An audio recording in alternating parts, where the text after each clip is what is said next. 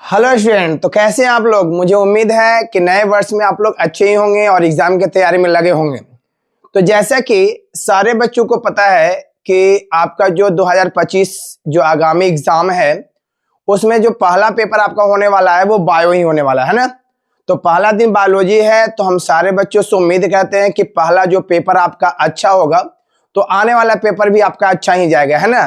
तो पहले पेपर की तैयारी के लिए हमको अच्छे ढंग से हर एक ऑब्जेक्टिव को स्टडी करना है और उस ऑब्जेक्टिव के लिए आपको परेशान नहीं होना है, क्योंकि राजीव रंजन बायोलॉजी क्लासेस, है ना, आप सारे बच्चों के लिए जो आगामी 2025 में एग्जाम देने वाले हैं आप लोग के लिए ही ऑब्जेक्टिव लेकर आए हैं। तो जो भी बच्चे हमारे चैनल पर नए हैं उनसे रिक्वेस्ट है कि चैनल को सबसे पहले सब्सक्राइब कर ले और वीडियो को ज्यादा से ज्यादा शेयर करें ताकि आपके मित्र को भी है ना वीडियो से बहुत लाभ प्राप्त हो सके और आगामी एग्जाम में वो परिपूर्ण हो सके। तो चलिए समय को देखते हुए, चूंकि आज चैप्टर नंबर 11 का पार्ट 2 पढ़ाएंगे, वो बच्चे जो नए हैं वो सारे वीडियो हमारे चैनल पर जो है ना अपलोड है, उसे वहां जाके वो सारे वीडियो को वो देख सकते हैं और हर एक ऑब्जेक्टिव को वहां से वो सीख सकते हैं ना। तो सबसे पहले Rajiv Ranjan biology classes channel को सब्सक्राइब कर लें। तो चलिए, जैसा कि आपने पिछला वीडियो में चैप्टर 11 में पार्ट 1 के साथ आप लोगों ने 25 क्वेश्चन कवर कर लिया होगा, है ना। आज हम पार्ट 2 में 26 to 50 क्वेश्चन को कवर करेंगे, जो कि ऑप्शनल के साथ, है ना, हम लोग हर एक ऑप्शन को स्टडी करते हुए आगे बढ़ेंगे। और आज का जो वीडियो होने वाला है वो बहुत ही इंटरेस्टिंग होने वाला है, बहुत ही मजेदार होने वाला है और बहुत ही इंपॉर्टेंट होने वाला है। तो चलिए आज का हम पहला जो है ऑब्जेक्टिव शुरू करते हैं। तो आज का जो 26 ऑब्जेक्टिव होने है वो आपका 26 ऑब्जेक्टिव क्या कहता है, वो ये रहा। तो सबसे पहले बेटा बहुत अच्छा क्वेश्चन है, जेनेटिक इंजीनियरिंग, है ना, जेनेटिक इंजीनियरिंग में इस्तेमाल करने वाला पहला प्रतिबंधन एंजाइम का नाम, है ना, वो पहला प्रतिबंधन एंजाइम कौन है जिसका उपयोग जेनेटिक इंजीनियरिंग, जिसे हम लोग कहते हैं आनुवंशिकी इंजीनियरिंग। याद रखिए बेटा, जैव विविधता में एक जो होता है आपका आनुवंशिकी इंजीनियरिंग होती है जिसे हम लोग कहते हैं जेनेटिक इंजीनियरिंग, और एक जो होता है वो होता है रासायनिक इंजीनियरिंग, है ना। तो बहुत ही अच्छा बेटा, आनुवंशिकी इंजीनियरिंग और रासायनिक इंजीनियरिंग, बहुत अच्छा क्वेश्चन होने वाला बेटा। तो यहाँ पर क्वेश्चन क्या कहता है कि आनुवंशिकी इंजीनियरिंग यानी जेनेटिक इंजीनियरिंग में इस्तेमाल किए जाने वाला पहला प्रतिजैवी कौन है। तो इसका जो सही जवाब बेटा वो है ई कोलाई। ई कोलाई एक ऐसा एंजाइम है जिसका उपयोग सबसे पहले बार आनुवंशिकी इंजीनियरिंग, आनुवंशिकी अभियांत्रिकी यानी जेनेटिक इंजीनियरिंग में किया गया था। जेनेटिक इंजीनियरिंग को हम लोग आनुवंशिकी अभियांत्रिकी भी कहते हैं, ठीक है। तो बहुत अच्छा कोई बेटा, आनुवंशिकी अभियांत्रिकी यानी जेनेटिक इंजीनियरिंग में इस्तेमाल किए जाने वाला पहला प्रतिबंधन एंजाइम कौन है, ई कोलाई, यानी ए इज द राइट आंसर। चलिए क्वेश्चन नंबर 27 क्या कहता है। क्वेश्चन 27 आपका ये रहा बेटा, पुनर्योजी डीएनए तकनीक हेतु प्रयुक्त एंजाइम है। बहुत अच्छा क्वेश्चन मेरे प्रिय बच्चों, पुनर्योजी डीएनए तकनीक हेतु प्रयुक्त एंजाइम है। सारे बच्चों को पता होगा कि ये 2 नंबर में भी आता है पुनर्योजी डीएनए क्या होता है ना। तो सुन ले बेटा, पुनर्योजी डीएनए किसको कहते हैं। तो जब डीएनए के कटे हुए भाग को प्लाज्मिक डीएनए से जोड़ा जाता है, जब डीएनए के कटे हुए भाग को प्लाज्मिक डीएनए से जोड़ा जाता है तो प्लाज्मिक डीएनए और डीएनए मिलकर एक नए डीएनए का निर्माण करते हैं, जिसे हम लोग कहते हैं पुनर्योजी डीएनए, ठीक है ना। बहुत अच्छा क्वेश्चन बेटा, इस तरह के क्वेश्चन आपको एग्जाम में पूछा जाता है कि प्लाज्मिक डीएनए किसे कहते हैं, तो ना, या पुनर्योजी डीएनए किसको कहते हैं। तो जब डीएनए के कटे हुए भाग को प्लाज्मिक डीएनए से जोड़ा जाता है तो प्लाज्मिक डीएनए और कटे हुए भाग ये दोनों मिलकर एक नए डीएनए का निर्माण करते हैं, जिससे हम लोग कहते हैं पुनर्योजी डीएनए, ठीक है ना। बहुत ही अच्छा क्वेश्चन बेटा जो 2 नंबर में आता है।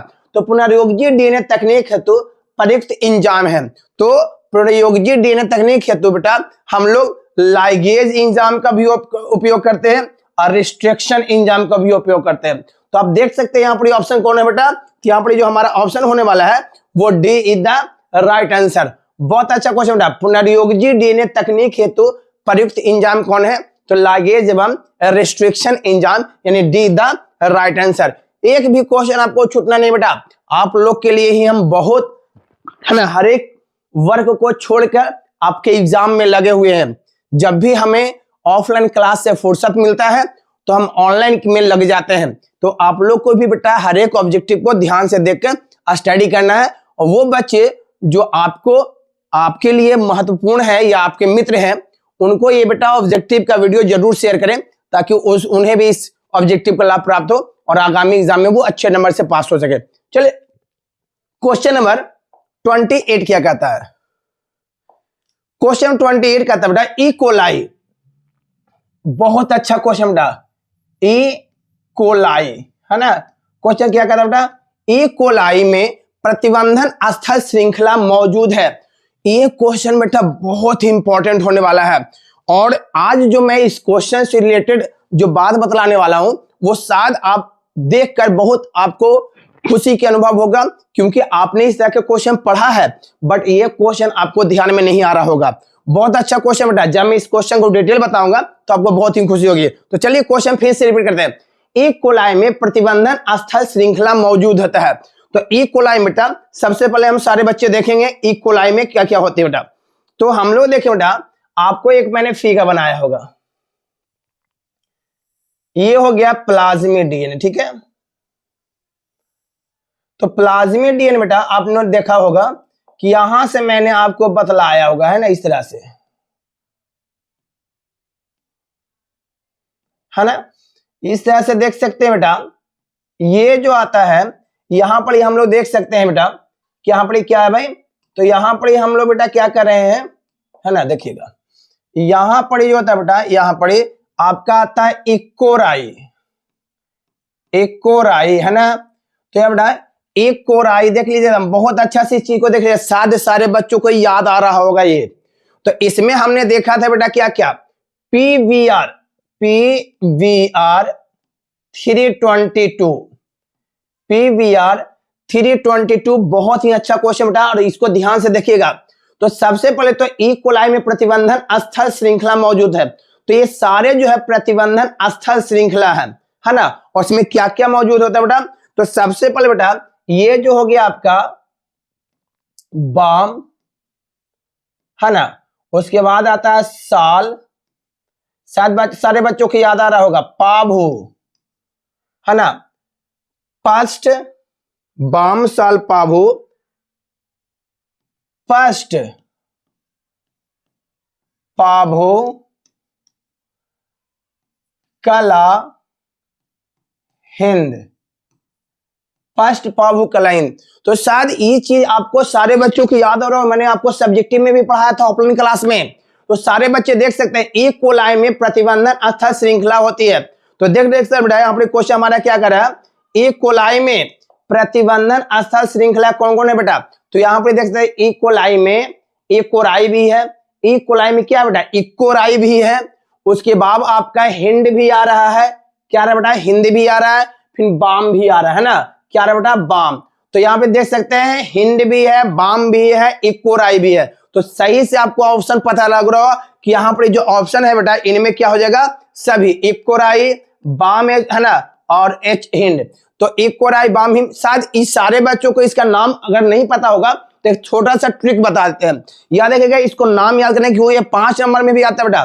तो ई कोलाई में प्रतिबंधन स्थल श्रृंखला मौजूद है।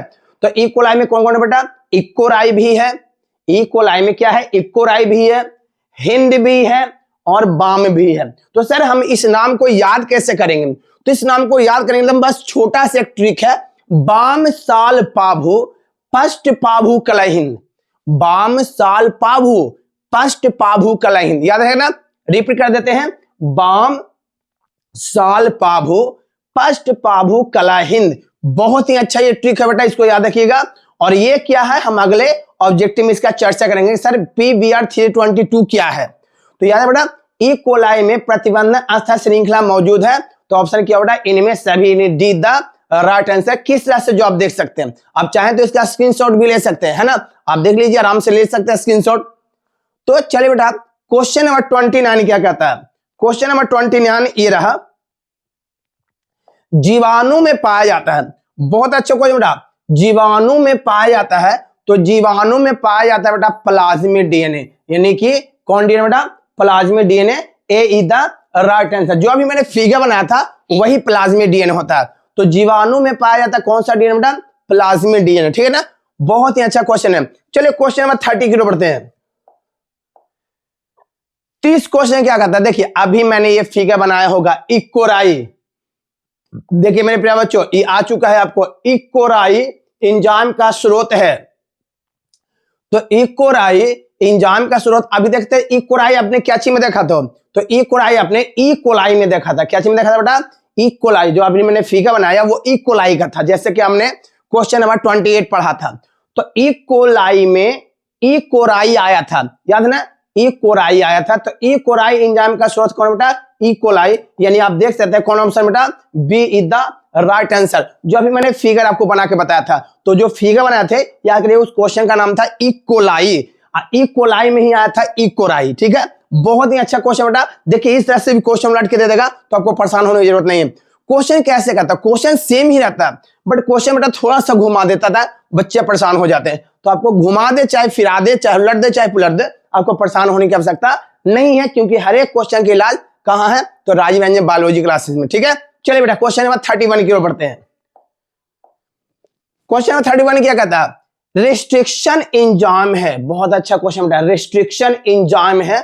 तो रिस्ट्रिक्शन एंजाइम जो है बेटा वो है एंडोन्यूक्लियेज। क्या बेटा, एंडोन्यूक्लियेज। यहां पर एक्सोन्यूक्लियेज नहीं होगा, क्योंकि रिस्ट्रिक्शन एंजाइम करता क्या है, डीएनए के अंदर डीएनए को विशिष्ट स्थानों पर काटता है। चलिए देखते हैं कैसे सर। तो ये बेटा डीएनए, आपको भी पता है डीएनए दोहरी कड़ी वाली संरचना होता है, और डीएनए के जो बीच में होते हैं वो नाइट्रोजनी क्षार होते हैं। क्या होता है बेटा, नाइट्रोजनी क्षार। तो यहां पर मेरा क्वेश्चन क्या करे मेरे बच्चों, कि रिस्ट्रिक्शन एंजाइम है। तो रिस्ट्रिक्शन एंजाइम देखिए यहां पर एक है ना एक्सोन्यूक्लियेज। तो एक्सोन्यूक्लियेज भी एंजाइम ही है, बट ये करता क्या है कि डीएनए के सिरों पर, डीएनए के छोर पर, डीएनए के क्या बेटा छोर पर, है ना, इसको न्यूक्लियोटाइड को काटने का काम करता है। एक्सोन्यूक्लियेज डीएनए के किनारों पर न्यूक्लियोटाइड को काटने का काम करता है, बट जो एंडोन्यूक्लियेज है ये डीएनए के अंदर डीएनए को विशिष्ट स्थानों पर क्या करता है, काटता है। तो बहुत ही अच्छा क्वेश्चन बेटा, रेस्ट्रिक्शन एंजाइम क्या है, तो वो है एंडोन्यूक्लियेज। एक्सोन्यूक्लियेज डीएनए के छोर पर न्यूक्लियोटाइड को काटता है, जबकि है एंडोन्यूक्लियेज जो है ये रिस्ट्रिक्शन एंजाइम है, जो डीएनए के अंदर डीएनए को विशिष्ट स्थानों पर काटने का कार्य करता है। तो क्या बेटा आप देख सकते हैं कि 31 जो क्वेश्चन है हमारा 31 क्वेश्चन का ऑप्शन क्या है, बी द राइट आंसर। चलिए बेटा तो नेक्स्ट क्वेश्चन की ओर बढ़ते हैं। क्वेश्चन नंबर हमारा 32 क्या कहता है, तो 32 क्वेश्चन बेटा हमारे लिए निम्नांकित में प्लाज्मिड कौन है, निम्नांकित में प्लाज्मिड कौन है। तो शायद हमने अभी आपको एक फिगर बनाया था इस तरह से, तो निम्न है ना, इस तरह के फिगर मैंने आपको अभी बनाया था, और फिगर बनाया था बेटा, तो आप देख सकते हैं इस तरह के फिगर में मैंने आपको इस तरह से, है ना, हर एक चीज को हम समझाए थे इस तरह से, है ना, इस तरह का फिगर शायद अभी मैंने बनाया था, आपको देख सकते हैं आप। तो यहाँ पर क्वेश्चन क्या बता, निम्नलिखित में प्लाज्मिड कौन है। तो प्लाज्मिड मैंने एक बीच में आपको लिखा था, आपको याद आ रहा होगा शायद सारे बच्चे को, कि PVR 322 है ना, PVR 322। तो आप देख सकते हैं बेटा यहां पर क्या कर रहा है, PVR 322। बहुत ही अच्छा क्वेश्चन मेरे प्यारे बच्चों। PVR 322 जो है प्लाज्मिड है, तो इनमें से कौन प्लाज्मिड है, तो PVR 322। अब सारे बच्चों को यह समझना है कि सर PVR 322 क्या होता है। PVR 322 क्या है, तो याद है बेटा P का मतलब होता है प्लाज्मिड डीएनए। P से क्या हो गया, प्लाज्मिड डीएनए। P से क्या हो गया मेरे प्यारे बच्चों, प्लाज्मिड डीएनए।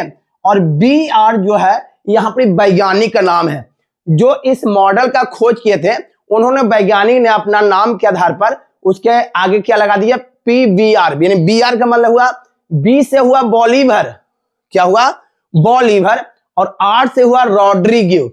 क्या हुआ बेटा, रॉड्रिग्यू। तो याद रखिए P से हुआ प्लाज्मिड डीएनए, है ना, कौन डीएनए, प्लाज्मिड डीएनए।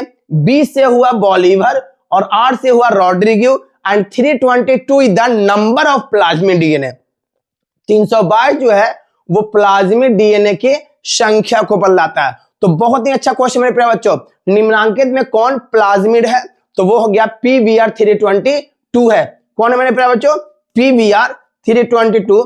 जहां जो है बेटा P जो है आपका वो हो गया प्लाज्मिड डीएनए, B का मतलब हुआ, Br का मतलब बॉलीवर और R का मतलब Rodriguez and 322 is the number of plasmid DNA. ठीक है, तो आप देख सकते हैं कि 32 का आंसर क्या बेटा?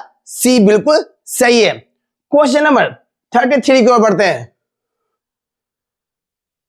निम्न में से कौन मोबाइल अनुवांशिकी पदार्थ है? तो यार बेटा मोबाइल अनुवांशिकी पदार्थ इसमें दो है। पहला जो है बेटा वो है ट्रांसपोजेन और दूसरा है जंपिंग जीन। तो मोबाइल अनुवांशिकी पदार्थ कौन कौन है बेटा? ट्रांसपोजेन और जंपिंग जीन। तो आप ऑप्शन लगा सकते हैं, D is the right answer, है ना बेटा? D is the right answer. निम्नलिखित में कौन है ना मोबाइल अनुवांशिकी पदार्थ है? तो ट्रांसपोजेन और जंपिंग जीन दोनों। चलिए बेटा क्वेश्चन नंबर 34 क्या कहता है? टीआई प्लाज्मिड निम्नांकित में किससे प्राप्त किया जाता है? तो जो टीआई प्लाज्मिड है बेटा वो किससे प्राप्त किया जाता है? तो इसका सही जवाब बेटा एग्रोबैक्टीरियम ट्यूमीफेसियंस के द्वारा। टीआई प्लाज्मिड किससे प्राप्त होता है? तो टीआई प्लाज्मिड एग्रोबैक्टीरियम ट्यूमीफेसियंस के द्वारा प्राप्त होता है, यानी कि बी द राइट आंसर। बहुत सारे देख सकते बेटा एग्रोबैक्टीरियम ट्यूमीफेसियंस का जो यूजेज है बहुत ज्यादा है। तो टीआई प्लाज्मिड भी किससे प्राप्त होता है? Agrobacterium tumefaciens, B is the right answer. चलो बेटा क्वेश्चन नंबर 35 की ओर। पीसीआर, बहुत अच्छा क्वेश्चन मेरे प्यारे बच्चों। पीसीआर दम याद रखिए बेटा, ये क्वेश्चन 5 नंबर में एग्जाम में आता है बार बार। मैंने कल भी आपको पहला वीडियो में बताया था। पीसीआर जिसका पूरा नाम होता है पॉलीमेरेज चेन रिएक्शन।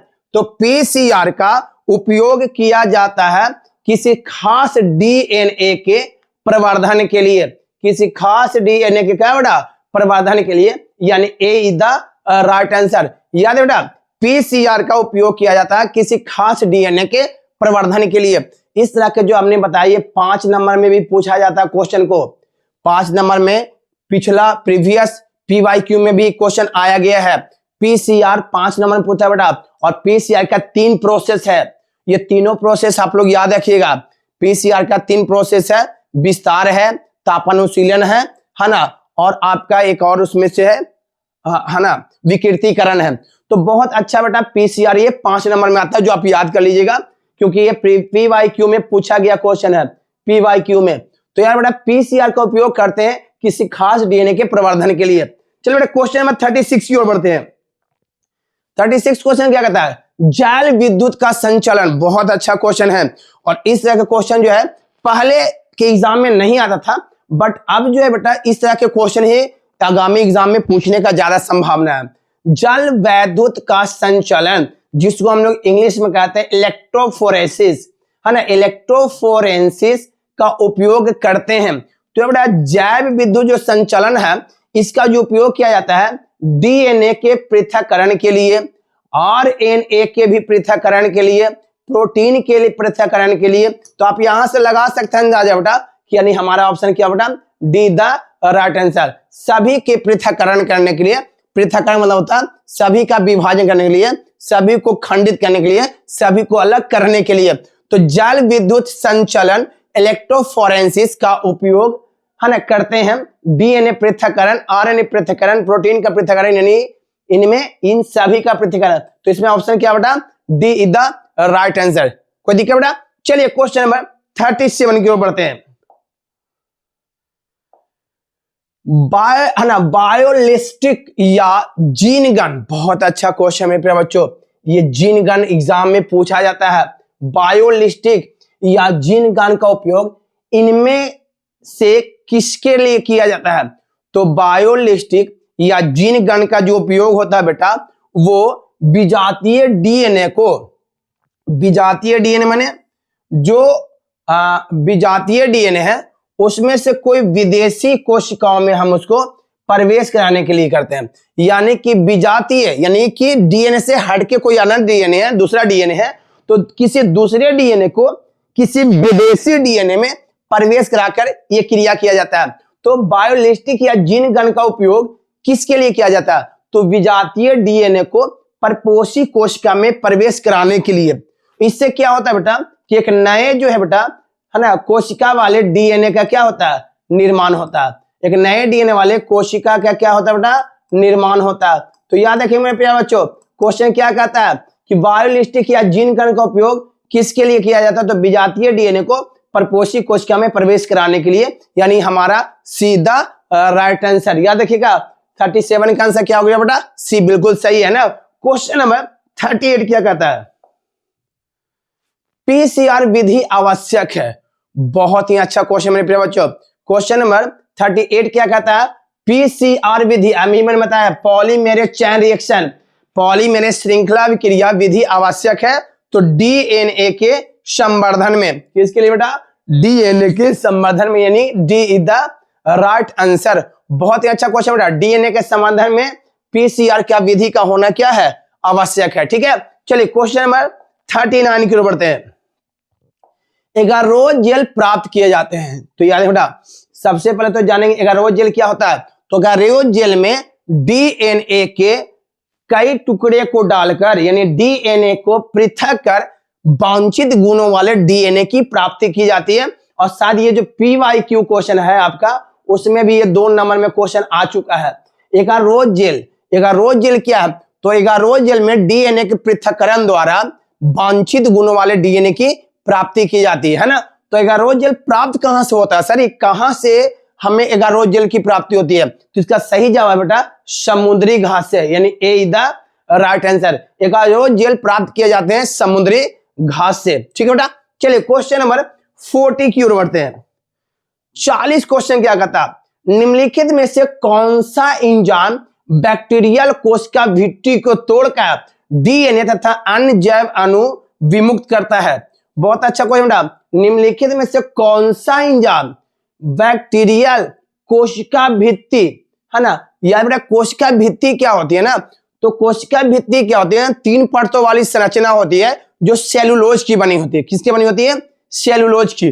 को तोड़कर डीएनए तथा अन्य जैव अणु विमुक्त करता है। तो इसका जो सही जवाब है प्यारे बच्चों, बहुत ही अच्छा क्वेश्चन है। फिर से एक बार देखते हैं, निम्नलिखित में कौन सा एंजाइम बैक्टीरियल कोशिका भित्ति को तोड़कर डीएनए तथा अन्य जैव अणु विमुक्त करता है? तो याद है मेरे प्यारे बच्चों, इसका जो सही जवाब होगा वो आपका होगा, है ना, लाइसोजाइम। क्यों बेटा? लाइसोजाइम जो है वो एंजाइम, लाइसोजाइम एक ऐसा एंजाइम है जो बैक्टीरिया कोशिका भित्ति को तोड़कर डीएनए तथा अन्य जैव अणु को विमुक्त करता है, यानी ए इज द राइट आंसर। बहुत ही अच्छा क्वेश्चन मेरे प्यारे बच्चों। चलिए क्वेश्चन नंबर 41 की ओर बढ़ते हैं। तो देख सकते हैं ना, सारे क्वेश्चन को हम लोग अच्छे ढंग से आज सीखते जा रहे हैं, क्योंकि बच्चों को अब हम ऑब्जेक्टिव के द्वारा ही सब्जेक्टिव की तैयारी करवा रहे हैं, जो कि आपको आगामी एग्जाम में पूछने की संभावना है। तो सारे बच्चे जो भी हैं दम आराम से बैठ के हर एक ऑब्जेक्टिव को स्टडी करिए। कहीं भी आपका शोरगुल हो रहा है उस पर आप ध्यान ना दें, कहीं भी घरेलू काज हो रहा है उस पर ध्यान ना दें। केवल आपको जो फोकस होनी चाहिए वो टीवी स्क्रीन के हर एक क्वेश्चन पर, यानी एवरी क्वेश्चन पर आपको इसका ध्यान होनी चाहिए, ताकि कोई भी क्वेश्चन आगामी एग्जाम में आपसे ना छूटे। क्योंकि 1 नंबर ही मार्किंग बढ़ाता है। अगर आपका 299 में 1 नंबर आ गया एक्स्ट्रा तो वो 300 कर देता है, जो कि फर्स्ट डिवीजन कहलाता है ना। तो हर एक क्वेश्चन को बेटा अच्छे ढंग से देखना, क्योंकि आपको 1 नंबर को वैल्यू देना है। एक नंबर ही है, बूंद बूंद से ही घड़ा भरता है बेटा। तो आपको ही पता है कि हर एक क्वेश्चन को अच्छे ढंग से देखिएगा। चलिए क्वेश्चन नंबर कहता है 41, प्लाज्मिड डीएनए। कौन डीएनए बेटा? प्लाज्मिड डीएनए किस सूक्ष्म जीव में पाया जाता है? तो यार बेटा प्लाज्मिड डीएनए याद रखिएगा, ये जो है बेटा हमने आपको बताया था इकोलाई में भी पाया जाता है प्लाज्मिड डीएनए। बट यहाँ पर ऑप्शन ये नहीं बेटा, तो यहाँ पर ऑप्शन पे हम चलेंगे क्या? प्लाज्मिड डीएनए किस सूक्ष्म जीव में पाया जाता है? तो प्लाज्मिड डीएनए बेटा इकोलाई में पाया जाता है। लेकिन ऑप्शन यहाँ पर कहीं कोई ऐसा कुछ ऑप्शन नहीं है कि सर ये प्लाज्मिड डीएनए हम लोग ने अभी इस तरह से पढ़ा होगा, है ना, इस तरह से हमने बेटा पढ़ा होगा, इस तरह से अभी टॉपिक हो। तो क्वेश्चन कहता है बेटा प्लाज्मिड डीएनए किस सूक्ष्म जीव में पाया जाता है? तो इकोलाई में पाया जाता है। बट इकोलाई तो यहाँ पर ऑप्शन है ना बेटा, तो इसका सही जवाब होगा एक्टोबैक्टीरियम ट्यूमेफेसियन। क्या होगा बेटा, एग्रोबैक्टीरियम ट्यूमीफेसियन, यानी कि B is the right answer. बहुत अच्छा क्वेश्चन बेटा। प्लाज्मिड डीएनए कहां पाए जाते हैं, तो एग्रोबैक्टीरियम ट्यूमीफेसियंस में बी द राइट आंसर। चलिए बेटा क्वेश्चन नंबर 42 की ओर बढ़ते हैं। एक भी क्वेश्चन नहीं छूटना चाहिए। पीसीआर, पीसीआर, पीसीआर, देखिए बार बार ये क्वेश्चन आ रहा है। पीसीआर का मतलब होता है पॉलीमेरेज चैन रिएक्शन, पॉलीमेरेज श्रृंखला अभिक्रिया के लिए आवश्यक एंजाइम है। बहुत अच्छा क्वेश्चन है बच्चों। पॉलीमेरेज श्रृंखला के लिए आवश्यक एंजाइम को हम लोग कहते हैं टैग पॉलीमर। क्या कहते हैं बेटा, टैग पॉलीमर, है ना। कहीं कहीं आपको इस तरह से मिलेगा TAQ, टैग पॉलीमर। तो टैग पॉलीमर आपको इस तरह से हिंदी में आ सकता है, ये आ सकता है, तो आप परेशान ना होइएगा। टैग पॉलीमर जो है पीसीआर के लिए आवश्यक एंजाइम होता है। पीसीआर में पॉलीमेरेज चैन रिएक्शन के लिए। बहुत अच्छा क्वेश्चन बेटा। तो पॉलीमेरेज श्रृंखला अभिक्रिया के लिए आवश्यक एंजाइम कौन है बेटा, टैग पॉलीमर, याद रखिएगा, यानी डी द राइट आंसर। चलिए बेटा क्वेश्चन नंबर 43 की ओर बढ़ते हैं। 43 क्वेश्चन क्या कहता है, तो क्वेश्चन बेटा 43 ये रहा, है ना। निम्नांकित में से कौन आरडीटी के साधन नहीं है। तो यहां पर बेटा बहुत अच्छा क्वेश्चन है। सबसे पहले ये समझने मेरे प्यारे बच्चों कि सर आरडीटी क्या होता है। तो आरडीटी का होता है rapid diagnostic test, rapid diagnostic test. ये याद बेटा रैपिड डायग्नोस्टिक, रैपिड डायग्नोस्टिक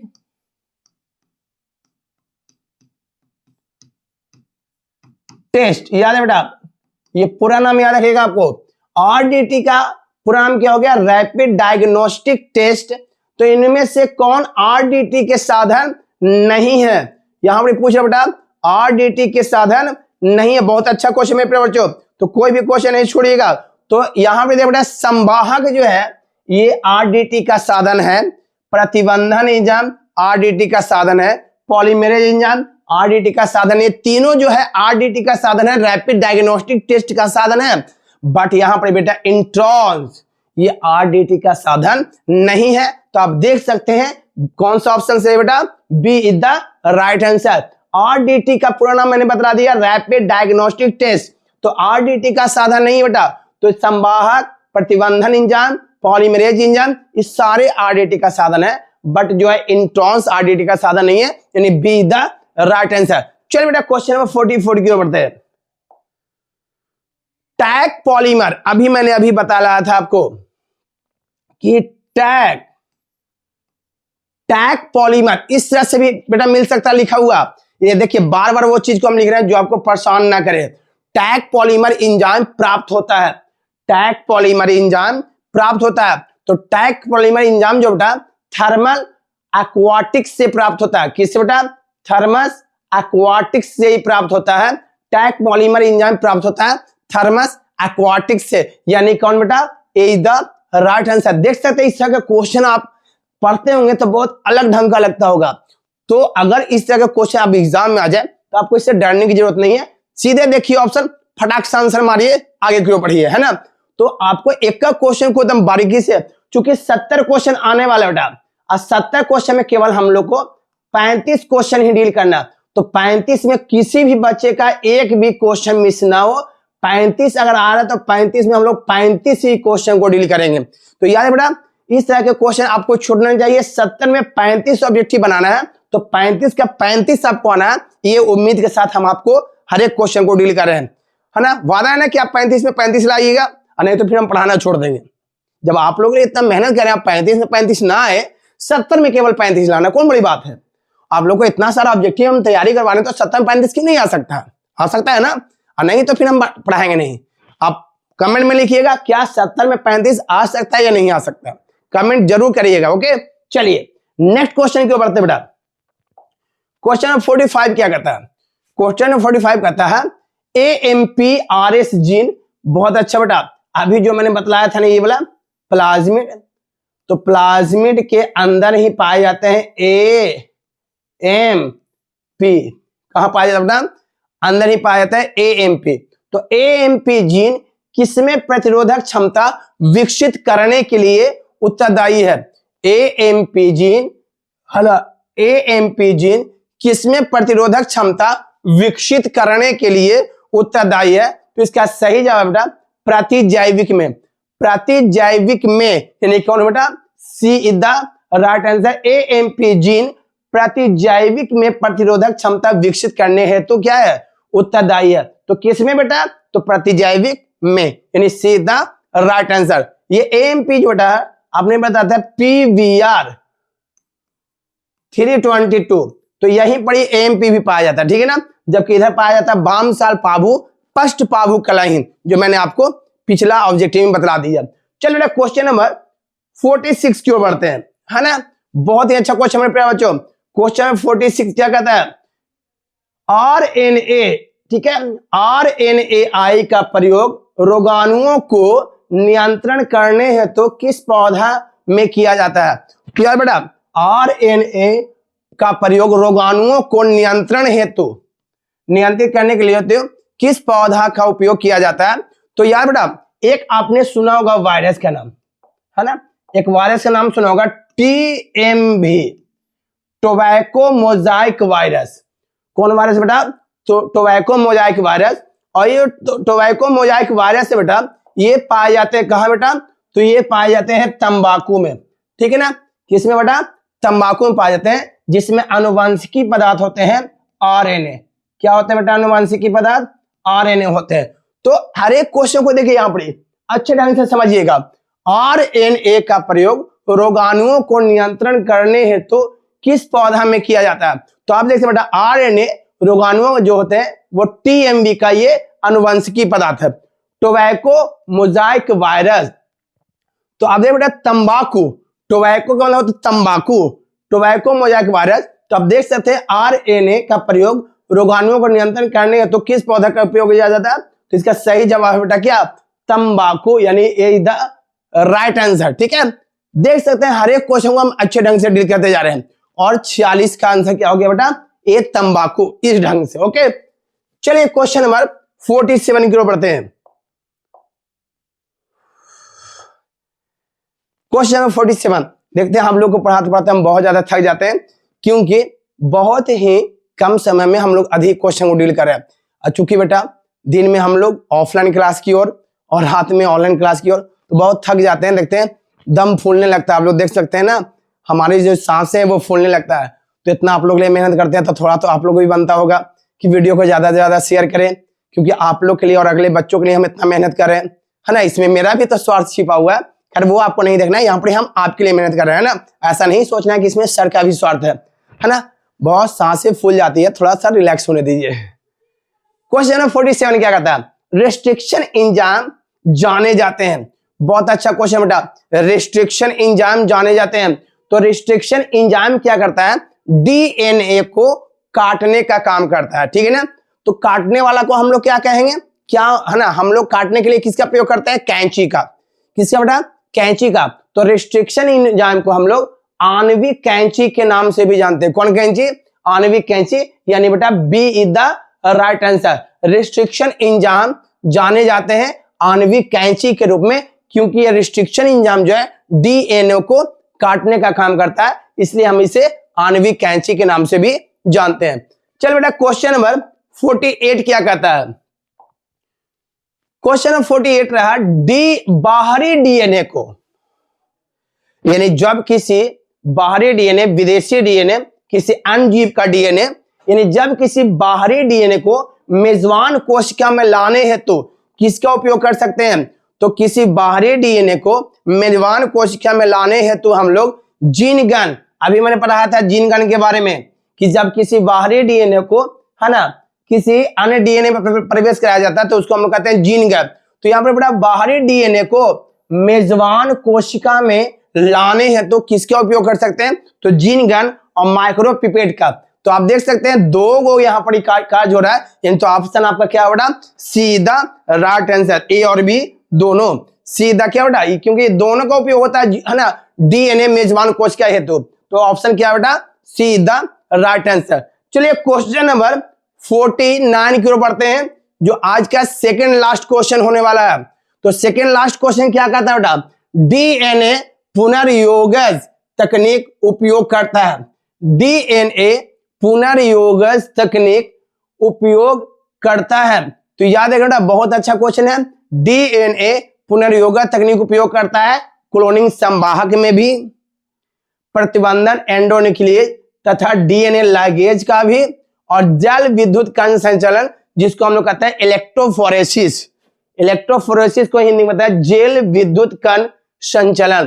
तो ये बेटा तीनों में उपयोग होता है पुनर्योजी डीएनए तकनीक का। तो कौन सा ऑप्शन बेटा, यानी ऑप्शन हो जाएगा इनमें सभी, D is the right answer.